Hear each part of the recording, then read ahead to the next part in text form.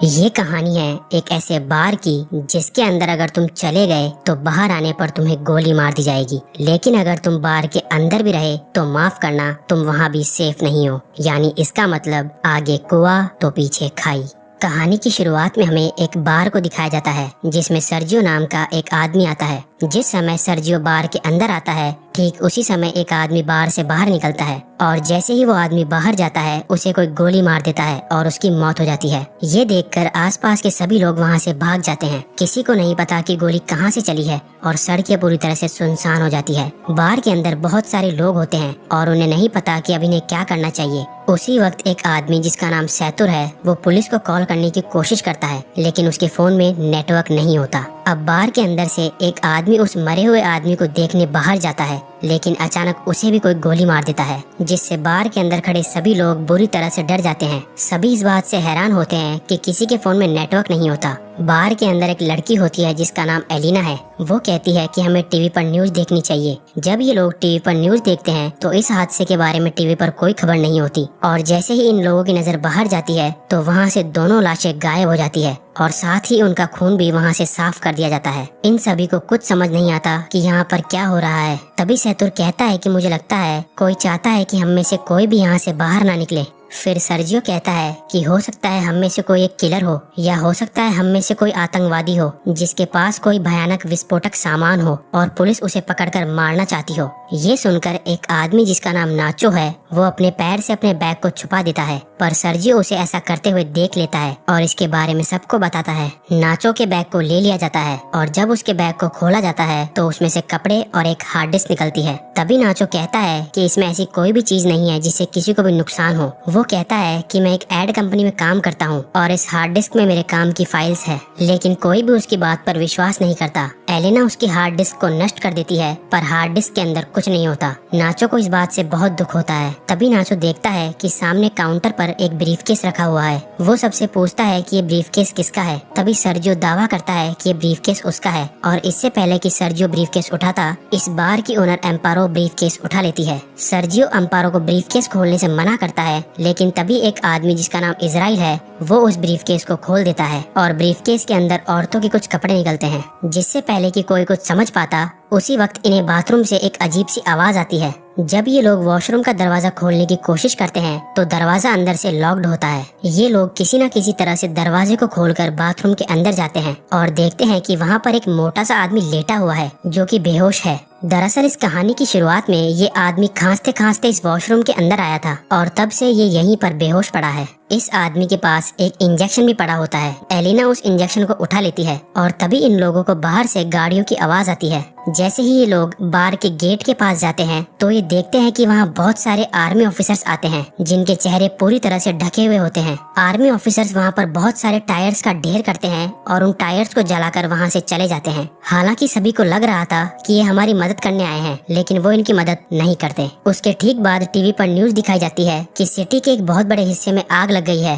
और इसीलिए उस जगह को सील कर दिया गया है और उस तरफ अब कोई भी नहीं जा सकता। बाहर में फंसे लोगों को कुछ समझ नहीं आता कि सरकार झूठ क्यों बोल रही है। तभी वो आदमी जो बाथरूम के अंदर बेहोश था वो अचानक सबके सामने आ जाता है। उसकी पूरी बॉडी बुरी तरह से फूल जाती है, साथ ही उसकी आंखें भी डरावनी और अजीब सी हो जाती है और वो वहीं पर गिरकर मर जाता है। लेकिन मरने से पहले वो डू नॉट टच मी कहता है। ये लोग उस मरे हुए आदमी का फोन उठाते हैं और देखते हैं कि ये आदमी तो एक आर्मी ऑफिसर था। इसके फोन में और भी कुछ फोटोज होती है जिनमें लोगों ने किसी भी वायरस से बचने वाली पीपीई किट पहनी होती है। अब बार के अंदर सभी लोग समझ जाते हैं कि इस पूरे इलाके को क्वारंटीन कर दिया गया है। इसका मतलब ये जो आदमी अभी अभी यहाँ पर मरा है ये इन्फेक्टेड था और इन्फेक्शन से इसकी जान चली गई है और हो सकता है कि शायद अब यहाँ और भी लोग इन्फेक्टेड होंगे। वहीं नाचो को दिखाया जाता है जो किसी भी तरह से अपने फोन में सिग्नल लाने की कोशिश करता है और जब वो एक टेबल पर चढ़कर अपने फोन को ऊपर करता है तो उसके मोबाइल में नेटवर्क आ जाता है। वो ये बात सबको बताता है। तभी नाचो को कहा जाता है कि तुम जल्दी से किसी भी मीडिया वाले को कॉल करके उसे सब कुछ बता दो। लेकिन तभी सैतुर भी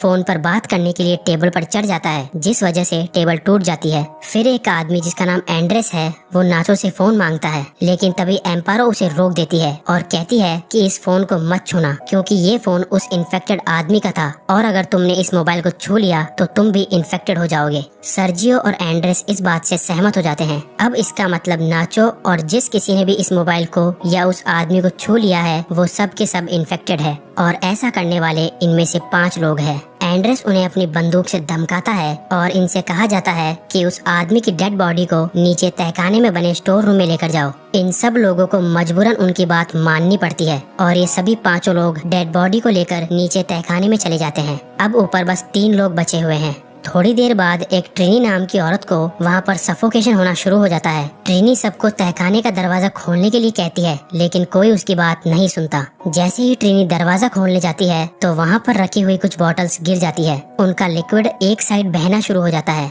और तभी इनकी नजर वहाँ पर बने एक ड्रेनेज पर पड़ती है। इसका मतलब ये लोग वहाँ से पानी के रास्ते से होते हुए वहाँ से बाहर निकल सकते हैं। फिर इजराइल उस ढक्कन को खोल देता है और वो ड्रेनेज के अंदर से होकर यहाँ से बाहर निकलने का फैसला करता है। इसलिए वो अपने पूरे शरीर पर ऑयल लगाता है और उस ड्रेनेज से नीचे जाने की कोशिश करता है, लेकिन ड्रेनेज का छेद ज्यादा बड़ा नहीं होता, इसलिए वो नीचे नहीं जा पाता। और तभी अचानक इन सभी लोगों को गोलियां चलने की आवाज आती है। आवाज सुनकर ये सभी लोग घबरा जाते हैं। फिर इन्हें ऊपर बार में धुआं दिखाई देती है, जिसे देखकर ये लोग समझ जाते हैं कि ऊपर जो 3 लोग थे उन्हें किसी ने मारकर पूरे बार को आग लगा दी है। वहीं दूसरी तरफ इजराइल अभी भी बुरी तरह से ड्रेनेज में फंसा हुआ है। अब वो लोग सबसे पहले इजराइल को ड्रेनेज से बाहर निकालते हैं। कुछ घंटों बाद आग पूरी तरह से बुझ जाती है और वो लोग ऊपर बार में आने का फैसला करते हैं। ऊपर बार में आने के बाद वो देखते हैं कि बार पूरी तरह से जलकर राख हो चुका है। नाचो को वहाँ गन मिल जाती है, जिसे वो चुपचाप उठा लेता है। तभी ये लोग देखते हैं कि कुछ लोग बाहर से इस जगह को पूरी तरह से सील कर रहे होते हैं। ये बड़ी ही खामोशी से सब कुछ देखते रहते हैं, क्योंकि अगर किसी को भी भनक लग गई कि अंदर अभी भी 5 लोग जिंदा है तो इन सब को भी मार दिया जाएगा। और तभी यहाँ मोबाइल बजना शुरू हो जाता है और ये उसी मोटे आदमी का मोबाइल होता है जिसकी अभी थोड़ी देर पहले इन्फेक्शन के कारण मौत हुई थी। एलिना उसका फोन उठा लेती है और उसकी व्हाट्सएप चैट्स पढ़ना शुरू कर देती है, जिसमें एक आदमी इस मोटे आदमी से पूछता है, क्या वैक्सीन लेने के बाद तुम्हारी तबीयत में सुधार है? इस आदमी ने जवाब दिया होता है कि नहीं, मेरी तबीयत बहुत खराब है और मैं किसी बार के वॉशरूम में छुपा हुआ हूँ, तुम मेरे पास आने की कोशिश मत करना। अब एलिना इसकी पुरानी चैट्स पढ़ती है, जिसमें इस मरे हुए आदमी ने लिखा होता है कि मेरे पास अभी 4 और बची है। ये लोग समझ जाते हैं कि इसके पास जो इंजेक्शन है वही इस वायरस की वैक्सीन है। ये पढ़कर सब लोग खुश हो जाते हैं कि ये वैक्सीन काम कर सकती है, लेकिन फिर भी उनके मन में एक डाउट आता है कि अगर इस आदमी ने वैक्सीन ली थी तो इसकी मृत्यु कैसे हो गई। अचानक इसके बाद वो फोन बजना शुरू हो जाता है, पर इससे पहले कि वो फोन उठा पाते उसकी बैटरी लो होने के कारण फोन स्विच ऑफ हो जाता है। अब ये किसी न किसी तरह से फोन को चार्ज करने की कोशिश करते हैं। वहीं एलिना कहती है कि इस आदमी ने चैट्स में कहा था कि इसके पास 4 और बची है, तो क्यों ना हम उन 4 वैक्सीन को ढूंढे। फिर ये सब नीचे स्टोर रूम में उसकी लाश के पास जाते हैं, लेकिन इनको वहाँ पर कोई वैक्सीन नहीं मिलती। इसके बाद फिर ये वॉशरूम में जाते हैं, जहाँ पहले से ही इजराइल वैक्सीन के साथ बैठा होता है। इजराइल किसी एक से अपना बलिदान मांगता है, क्योंकि वो सब 5 है और वैक्सीन सिर्फ 4। इसलिए इजराइल सबसे पहले एक इंजेक्शन निकालकर अपने आप को इंजेक्ट कर लेता है। तभी नाचो उस पर अपनी बंदूक तान देता है, लेकिन इजराइल फिर भी वैक्सीन अपने शरीर में इंजेक्ट कर लेता है, जिसके बाद नाचो और इजराइल के बीच हाथापाई शुरू हो जाती है। इजराइल नाचो पर हावी हो जाता है और उसकी गन को छीन लेता है। इसी हाथापाई के दौरान वैक्सीन इजराइल के हाथ से छूटकर नीचे तहखाने में गिर जाती है। ट्रिनी तहखाने में जाकर वैक्सीन को उठा लेती है, लेकिन तभी गलती से उसके हाथ से वैक्सीन छूट जाती है और नीचे नाले में गिर जाती है। अब ये बेचारे सोच रहे होते हैं कि वैक्सीन को नाले में से कैसे निकाला जाए। इन सब में से एलिना सबसे पतली होती है, इसलिए ये लोग उससे पूछते हैं कि क्या तुम अंदर जाकर उन वैक्सीन को ला सकती हो। पहले तो एलिना मना कर देती है, लेकिन फिर बाद में वो मान जाती है। जिसके बाद एलिना की बॉडी पर ऑयल लगाया जाता है और उसे उस छोटे से छेद के अंदर धकेला जाता है और बड़ी ही मशक्कत के बाद वो नीचे नाले में गिर जाती है। एलिना वैक्सीन ढूंढ लेती है और पानी से बाहर आ जाती है। तभी नाचो वैक्सीन को एक तार पर बांधकर ऊपर भेजने को कहता है, लेकिन एलिना साफ साफ मना कर देती है, क्योंकि वो जानती है ऊपर 3 लोग हैं और वैक्सीन भी सिर्फ 3 ही बची है। एलिना सबसे कहती है कि अगर तुम्हें वैक्सीन चाहिए तो तुम्हें नीचे आना होगा। फिर उसके बाद ये लोग ड्रेनेज के छेद को बड़ा करते हैं। तब तक एलिना बाहर का रास्ता ढूंढना शुरू कर देती है। थोड़ी दूर जाने के बाद उसे एक जगह पर रोशनी दिखाई देती है। सबसे पहले वो इंजेक्शंस को वहाँ पर बने एक गड्ढे में छुपा देती है। इसके बाद वो सीढ़ियों से ऊपर जाकर देखती है कि वहाँ पर बहुत सारी पुलिस फोर्स है, जो कि बाहर में मरे उनके 3 साथियों को जला रही है। यहाँ से सीन शिफ्ट होता है और हमें दिखाया जाता है कि बाकी के 4 लोग जो ऊपर स्टोर रूम में थे वो भी अब किसी न किसी तरह से नीचे आ जाते हैं।